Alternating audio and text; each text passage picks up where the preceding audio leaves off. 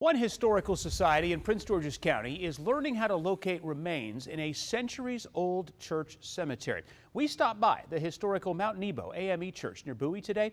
Archaeologists surveyed the cemetery with radar to find unmarked remains buried on the property that dates back to when enslavement was legal. Photojournalist Dave Scarnato has the rest of the story as the search continues. We bury the dead to return the people to the ground. I'm Tim Horsley. I go around doing non-invasive geophysical surveys. So I was approached, I think, by Janice Hagee saying that she had a cemetery, a historic cemetery, that they wanted to do an investigation of to map the marked and unmarked graves.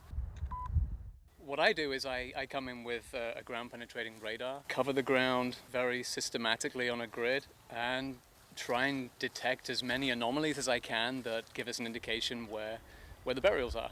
I could map the whole thing. It is sending pulses of energy into the ground that you get a reflection anytime there's a change in the soil properties. And a site like this with burials, typically what we're seeing are voids. We're seeing a little airspace that's associated with the burial that's normally left by the casket.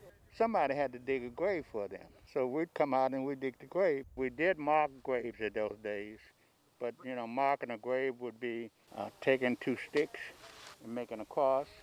No one had the funds to buy a tombstone. I think it's important to know how far the graves went this direction and how far the graves were in this direction. It would be people like me and some of the others that I know in the community who would know.